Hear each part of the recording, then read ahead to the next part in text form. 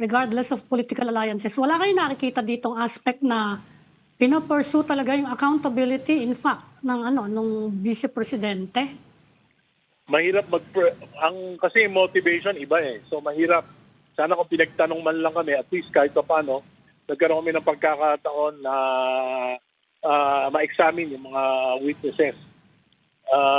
Ako sa tingin ko kasi, Ami, ang tingin ko, ano man ang maging resulta nitong impeachment, matanggal man si Sara o hindi, ang panalo dito, hindi naman mga tao eh. Yung mga politiko lang. Pero kung halimbawa itong lumabas sa AMLAC, hindi niyo ba nakikita na compelling evidence yan? Na mismo yung akusado, hindi na dinenay na dumaan yung ganyong kalaking pera na wala sa kanyang SALN. Hindi nga nag-participate kasi nga hindi binigyan ng pagkakataon para ako man, ba't ako magpa-participate kung hindi ko naman pwedeng i-question yung nag-present, yung AMLAC. Pero sinabi na nga ni Jervil, di ba, kaya daw, because it's not yet a trial, kaya daw hindi pa matanong yung mga hindi naman fair mga tao. Hindi naman fair.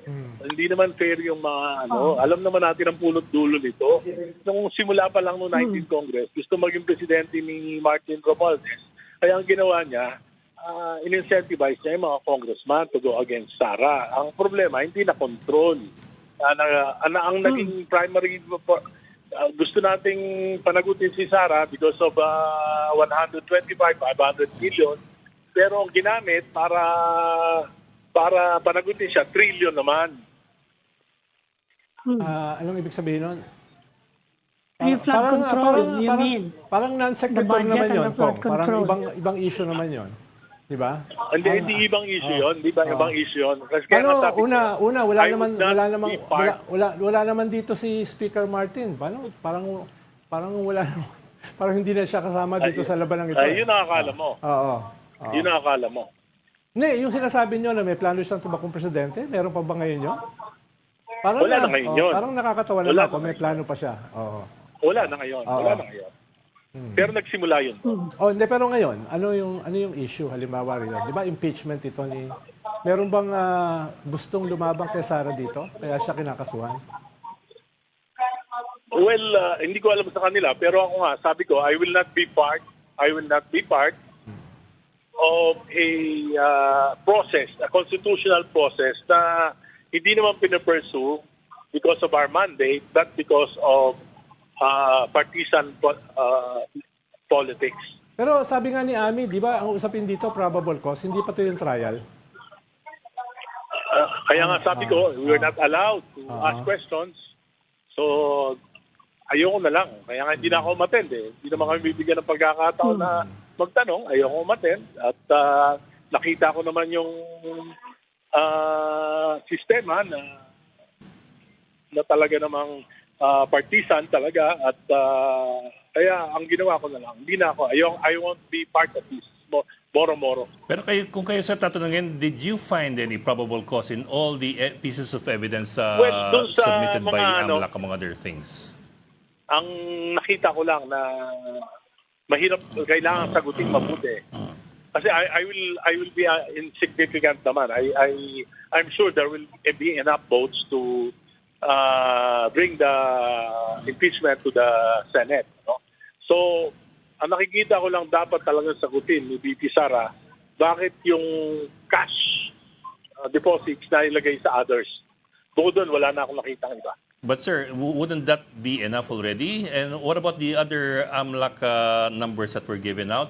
And the hindi maliwanag yun. Hindi maliwanag yan. Sa tingin ko, hindi maliwanag yan. And the threats raised by the Vice President in 2023 against the First Family. Well, I've been consulting with my lawyers regarding the criminal aspect. Ang sa tingin nila hindi kung i-demanda man siya ng grave threats hindi maliwanag na makokonvict siya. So sir, yung mga pumasok na 700 million, 600 million, 500 million from 2007 until 2012 does not raise any red flags with you? Well, sabi ko nga, Pagdating sa aggregate amount yun, ako, pagka wala naman akong pera, pero halimbawa nagnegosyo ako, ang puhunan ko, palimbawa, 100, ang kinita ko, 20 pesos. Ibig sabihin, ang pera ko lang doon, 20 pesos. Pero ang lalabas na transaction, 120 pesos. Hindi maliwanag, hindi conclusive. So, unless I am biased, politically biased against the Vice President, siguro, ako, I am not for Sara. I will not vote for Sara. I will not campaign for Sara. Pero ayoko nang nangyari na proseso. Pero kung mismo yung mga abogado niya, hindi kinontest na may ganung pera na contradictory sa kanyang salin. Sinasabi lang nila, Strategy nila yun. ang tawag Strategy dito nila ay yun others. Ang tawag dito ay others o ang tawag ng iba ay dumaan lang. Dumaan lang daw sa bahay. Parang ang labo ng paliwanag ng mga abogado.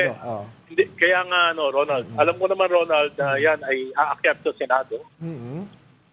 At aakyat yan sa Senado, then bahala na ang Senado na ilabas lahat yan. Dapat ilabas niya lahat. Pero dito, yung proseso ang kinakwestiyon ko, hindi yung ebidensya. But sir, I get what you mean. You have questions over the motives, but at the same time, kasi you also say that there's at least one problematic area which you think the Vice President should also be addressing, which is yung others. So at the very least, So at the very least, meron pong isang nakikita kayong sabit. But also at the same time, But I don't want to be part of the yes, sir. process. Yes, sir. I understand. In So the that's end, why I you're am looking at the saying- big picture. You don't want to be part of the process. But at the same time, in choosing to avoid taking a vote in what you believe is a fight between two families, aren't you also in effect already taking a side instead of No, your own side? Instead of I'm your not own taking side. a side. Instead of I'm your not own taking a side, side where because- you can make a decision based on what you think has merits. No, ang position ko dito, whether VP Sara o ma-impeach o hindi, talo pareho ang tao. Walang panalo ang tao. Ma-impeach, sir, o hindi? Bakit po? Bakit po? Kasi sinasabi ng iba, it's about accountability. At pera ng taong Sa akin nga, bayan yung hindi. involved. Sa akin nga, it's not about accountability. The motive is not accountability. I won't be a Pero part kung of that. Kasi nga, kung mapapatunayan ng Senado, it's still a political process. Di ba? Talaga naman impeachment is a political process. Evidences, kaya nga, evidences It will is a be, political process. It's a numbers game. yes, it's a political Tama naman process, yun. and I don't want to be a part of a moro-moro political process.